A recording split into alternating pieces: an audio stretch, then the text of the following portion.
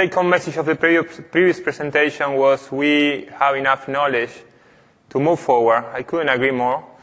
But I'm coming from a university, so if I say that we know all we need to know, that will go against my own business. So I will start by saying and highlighting what are the things that we still don't know, and what are the things that from which we could be benefited by a higher level of knowledge.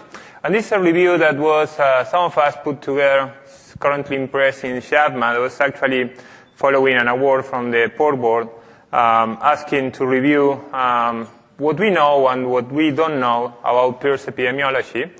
And the conclusions of that review that unfortunately didn't make it, the conclusions didn't make it to the final version that has been published, but that will be published in the Port Board, listed a number of topics in which we are still wondering why, how, and what. First question is if there is a way to differentiate resident strains from new incursions.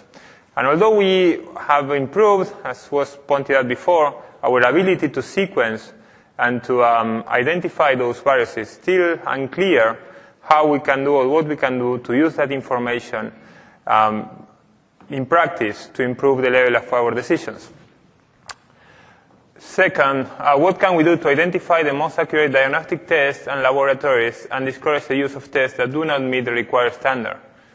Nearly all the control studies of the tests commonly used in PRRS testing have shown either high variability in performance among laboratories or lower performance that we have to come to expect. Is there an inexpensive and rapid test to differentiate between vaccine and field viruses? So there was some perception that we could still do a better job in standardizing and improving the use of our test. How can we shorten the time to achieve stability in sow herds? Is there any way in which we can measure the impact on production, not only on time, also on production, of the different strategies, and what can we do to shorten that period of time? What is the relative contribution of alternative transmission route on PRRS spread? This is interesting. Although after more than 20 years, all the routes have been described, still there's some controversy on the relative contribution of those routes. What's important? Is this route twice, 3 times more important than that one? And if that varies between and among regions and systems, which probably is the case. What is the contribution of filters compared to added biosecurity that accompanies filtering to reducing a sow farm's risk of infection? Is it a filter or is it the whole improvement in biosecurity that makes the difference? Does vaccination affect virus diversity and spread? We know it works. Now, may it be having any undesired effects in the use of the vaccine? What's the optimal surveillance strategy for herds and regions in terms of sampling and in terms of intensity of that sampling? Is there any association between incidence of PRRS and other infectious diseases such as PED in sow herds? Why did the index of PRRS decrease in 2013, 14, and what will it be next year? And I'll get back to this point in a few slides. What number of distribution of herds do we need to maximize the potential of the National Incidence Project and Regional Area Control Projects? And again, I'll get back to this point later. It's the number that we have a good number. It's too much. Can we improve on that as well? What is the most cost-effective control strategy at the regional level? Is there any benefit in using location data? We're asking for location data. We put those data in a map. Is there any benefit on doing that? Which is a waste of time and resources. So, too many questions. What we'll do here is to review some of the efforts that we have been conducting over the last year at the University of Minnesota related with some of these issues, particularly molecular epidemiology, disease impact, disease modeling, our Minnesota regional project, the Swine Health Monitoring Project, and finally a few words about PED. In terms of genetic diversity, this is a paper that recently saw the light, working with Dr. Scott D. in Palestine Veterinary Services. What we did here was to collect samples, air samples, from 4 farms, and here what can be seen is the density of farms in these 4 regions where samples were collected. This is the density around 10 kilometers around the farms, and samples were collected over 3 months during winter. These are the results. around those 4 farms, what can be seen here is the number of neighboring farms within 10 kilometers. So basically, the location of Farm D this farm was located in a much more densely populated region than the others. Density of pigs at the county level. Mean distance of the farms within 10 kilometers. This is the frequency of positive samples. And what this table is showing is the increase in the number of virus strains as we increase the density of the farm, all the way from 8, 9 to 14 in the farm that was located in the highly densely populated region. This tree, what is showing, this is one of the areas of the work that was most interesting for me and from my background. What we did here was to compare the results of traditional comparison strains with a phylogenetic tree. The difference is that in the phylogenetic tree we are measuring evolution, and by doing that we are accounting the effect of time. So one of the things that we have seen recently, this is not shown here, is that sometimes there seems to be an emergence of certain viruses after a number of periods of time, and the perception was that that virus was hiding somewhere and then it emerged a couple of years later. What we found using this type of techniques is that actually what happened, at least in these cases that we explore, was that the same mutation process followed after a number of years. So it was not the same virus that was hiding, but it was the same mutation, the same type of mutation and evolution from a given strain to another strain that occurred a couple of years later. So what is showing here is the diversity of these different strains in the locations. And what we are showing here is the relatively low correlation that exists between computing just the difference in the number of nucleotides between any pair of sequences and the phylogenetic distance. So when we have this is 1 minus the pair identity, so this is just in the x-axis we are just comparing the difference in the number of nucleotides, and here we are computing the cophonetic distance, which is the difference in the number of nucleotides accounting by the expected evolution of the virus. And then we can see that at low distances there is a relatively good correlation, but then as we move forward in terms of temporal evolution of the virus, then that correlation doesn't work any longer. So, take-home message here, just looking at the sequences and comparing the sequences is not sufficient. We may make a lot of mistakes when making an interpretation on that similarity or lack of similarity, and when trying to transform this information into decisions at the farm level in terms of biosecurity.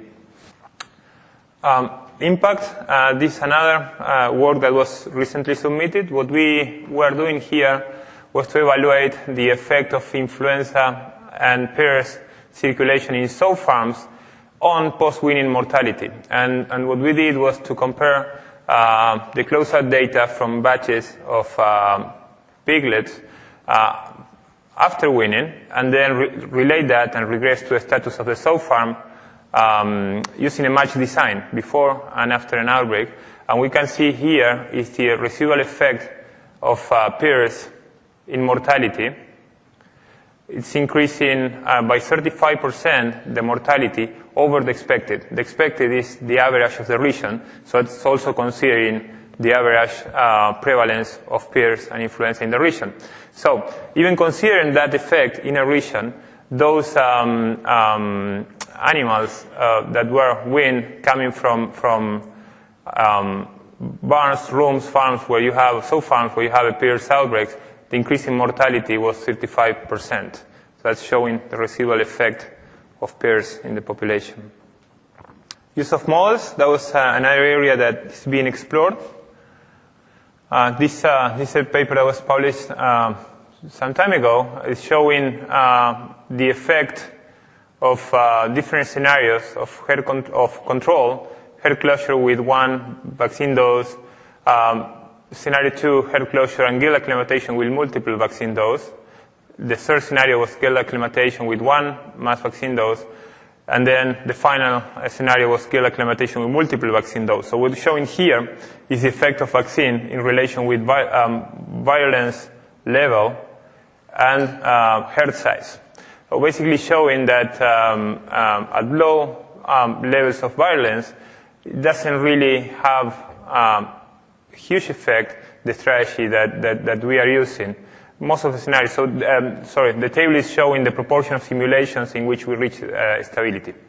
So it's showing that in scenarios of low virulence, the effect of the different strategies do not make much of a difference. Most of the time we are reaching stability, no matter what was the hair size of the strategy that has been used. But it starts making a difference, particularly, obviously, when you get more stringent control measures, then there is a higher effect as you increase the virulence level and the hair size. A few words about the N212 program and how it has been progressing over the years. This regional program that started in 2004, including 90 participant sites in Stevens County. All the information is available in this website. 5 years later, it included 7 counties and more than 400 sites. As of today, it's including more than 800 sites and 671 participants. What we are doing with this project is to compare, we'll be using this information to compare the evolution of the program, the regional program at this regional level. One of our graduate students, Pablo, who is sitting somewhere here in the room, will have a presentation later this afternoon to show the initial steps of this evaluation and how we are evaluating progress here. Later on, what we would like to do, this is just the way data is being managed and how things are compared. Later on, what we would like to do and what Pablo will be doing during his PhD dissertation is to combine these results into a socioeconomics model of disease transmission.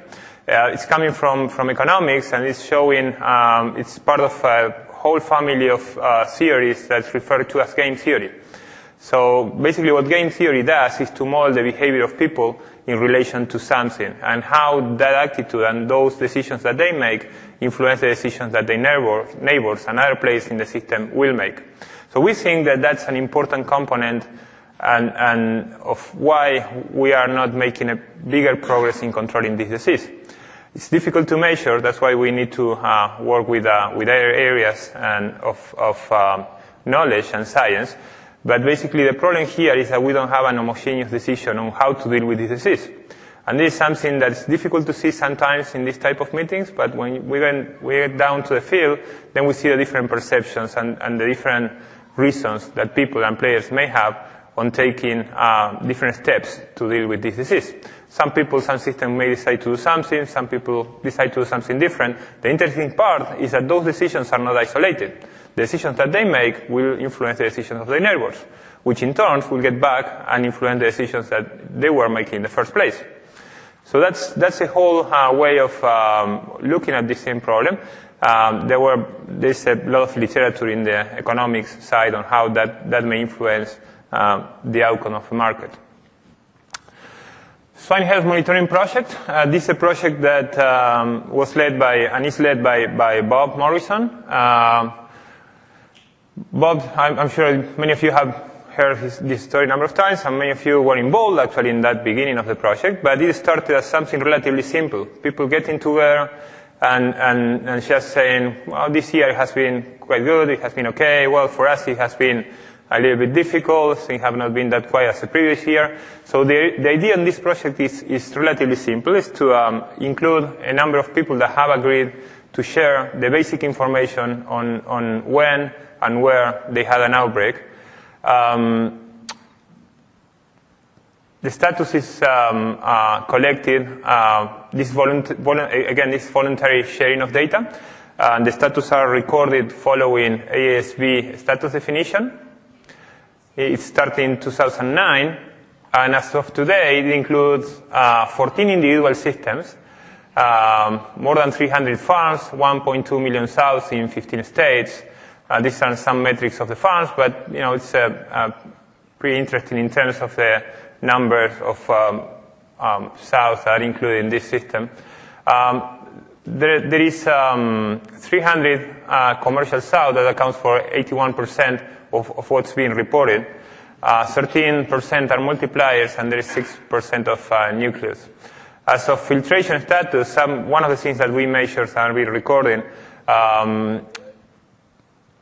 there are 20%, 19% that will practice a continuous filtration system, whereas 2% will do it seasonally. What's the purpose of this project? The purpose is collect information, organize it, and then share that information with the participants so they know where they are compared to others. We generate weekly reports on an aggregated cumulative incidence, and we use an exponentially weighted moving average to define an epidemic threshold and monitor incidence for onset of epidemic. New infections are defined following veterinary professional judgment. Clinical signs and sequence differences are typically used. Population at risk is considered all the herds in the database, regardless of the current status. This is just the parameterization that we use to define the threshold. And on a weekly basis, we produce these reports that are sent to the systems, and they will receive it, and they will see each of these series here defines a system, and nobody knows except for your own system. You don't know where the other systems. So these are coded to maintain confidentiality and privacy. So you know what's your system. You can look at this table. These lines are produced per system and an aggregated level. So this is just showing the aggregated level, but the same is produced for each system. So you know where you are, you know where the others are, but you don't know who are the others. Some years ago, many of the participants agreed to share their logos, and that goes out. So people know who are involved and who are sharing, but they don't know exactly who is each of the systems coded, which is the real system behind that. So some of the results that we have seen through the last years, this paper is also in press, hopefully will be published soon. The incidence has been relatively constant through the years. One of the interesting things, and one of the questions that we were able to answer with this system was to estimate the association between a status in the previous year and this year, just to see if the problem was that the disease was spread randomly, or if there was an association between a status in consequent years. And we did find significant association, an increase in risk of having a Perez break in the following year, given that you had a break in the previous year. And that risk will increase by 88% in 2011-2012. It was nil in 2012-2013, and 100% in 2010-2011. This is showing the result of the threshold, and that was another interesting finding. The threshold is basically finding the average, the expected, and then every year, when the number of reported breaks exceeds this threshold, we consider that the official beginning of the break season. And one of the interesting findings is that for the last 5 years, except the last one, we'll get into the last one in a minute, but for the previous 5 years, the number of breaks exceeded the threshold exactly in the same week of the year. That was the second week of October, except for the last year, when there was a delay, and we'll get back later to that. But that was extremely interesting from an epidemiological perspective. It was exactly the same week of the year, in 4 years, that the increase occurred, or that the number of reported outbreaks exceeded the threshold.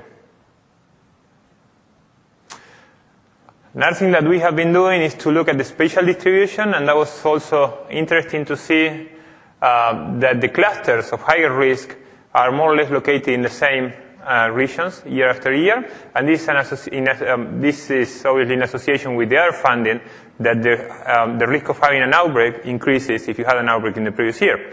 So when we look at that at the spatial level, then we can see that actually there are aggregations of areas at higher risk of getting an outbreak. Now, this may be because of spatial conditions there, like demographics, densities, strategies that different companies may have on dealing with this disease, a number of reasons that may be leading to this pattern.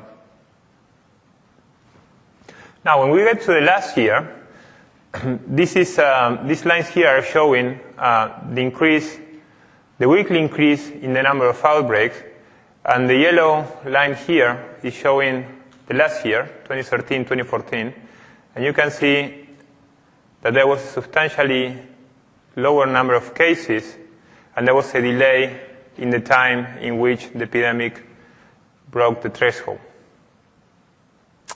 This showing, the previous slide was showing that visually, now looking at the numbers. So weeks until the epidemic, and this is counting starting in summer. So typically the mean in the 4 previous years was 15 weeks. There was a delay in the number of breaks exceeding the threshold of 3 weeks in the last year. And then the incidence, this is actually number of breaks, but we refer to incidence. The denominator is pretty much constant, so it's the same at the end of the day. But the number of breaks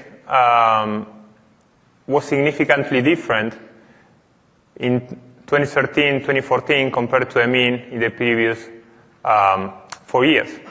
60 against 31, so it's pretty much half in 2 of the quarters compared to the mean of the previous years.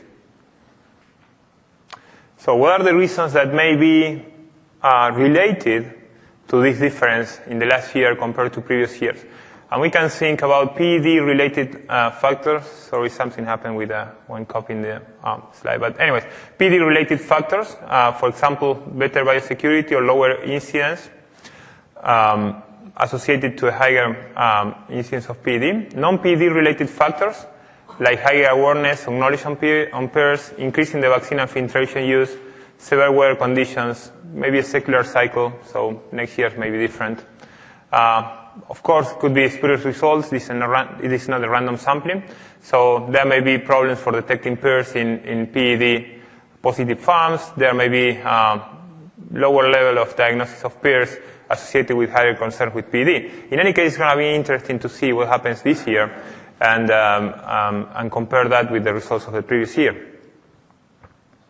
So that's kind of leading to the final part of this presentation. And when I, more or less at the same time when I moved to Minnesota from Davis, I was, and when all the problems with PED were recently started, I was reading this book, very interesting book called The Black Swan.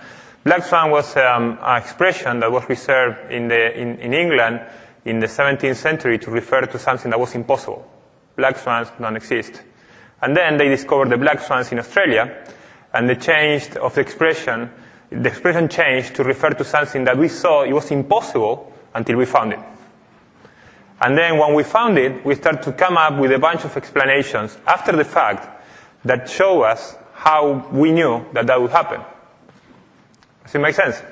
Okay, so that reminded me, the situation with PED reminded me this book, and how after the fact, when we had PED, now we suddenly know that this would happen, and why not? So, when I mentioned this to Peter Davis, he said, well, I really like black swans. Of course, Peter was referring to bears. And after he saw this in Lehman, he came to me and said, no matter what I do to stay away from the stereotype, it always gets back. And then he said, this is not a real black swan. Black swan is a different bear. Okay. So, getting back to the book, and why the similarities? Well, what we try to do is, and we think that what we should do at this point and dealing with PED is try to learn about this experience. It's here, we have to learn what's the best way of dealing with it, but what we cannot avoid is try to learn from this experience, and that's one of the conclusions of the book. In these events that are highly unpredictable, if you look at every risk assessment for PED before the epidemic, the conclusion was that the risk was nil. And that was everywhere in the world. The conclusion was that the risk for PED was nil. Now, after the fact, after we got the epidemic, then they reviewed all those risk assessments, and now the risk is high. One of the conclusions of that book is that basically it's virtually impossible from a statistical standpoint to identify an event that is extremely unlikely to occur. So we always will come up to the conclusion that the risk is low simply because it never happened. Now, when it happened, all that previous assumptions will change. So let's try to learn from this experience and see what are the things that could help us to be better prepared next time.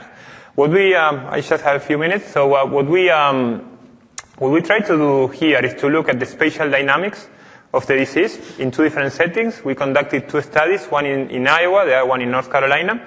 And we compare the spatial dynamics as a way of increasing our understanding of the risk associated with distance. Let's go really quick. These are the results in North Carolina. We're showing here, this was something extremely interesting. After the first few cases, there were 2 months in which things were relatively quiet. There were some cases, but not much going on. And then suddenly, something changed, and there was an explosion in the number of cases, and that's where things got out of control. And that was associated with a cluster located in a well-defined region of North Carolina. Following this cluster, there was this high increase that significantly followed the direction. Now, this direction, there were some anecdotal comments about the features that may explain this direction. Some people were talking about wind, some people were talking about movement of feed. If you look at the graph here, it may well be that it's just the direction in which the farms are, right? So it started somewhere, it's moving following the location in which most of the farms are located. We don't know about the nature. What's interesting is there was a highly significant direction of the spread of epidemic. Let's keep this one. Now, what is showing here, this test is showing the relation in the pairs of cases. So we are looking at the temporal and spatial distance in pairs of cases in North Carolina. And what you can see is that when you look at the spatial dimension, there is a significant decrease when you get up to 2 kilometers. That's a little bit more than 1 mile. When you get closer to another farm, then there is a proportional increase in the risk as you get closer to a farm. But then after 2 kilometers, 1.6 miles, the risk is pretty much constant. And it's similar when you look at time. If after an outbreak, if you can stay without getting infected for the first 5 days, then basically your risk of getting infected decreases significantly compared to the former risk. Now, the other thing that this type of graphs can do is to compare the effect of time with the space.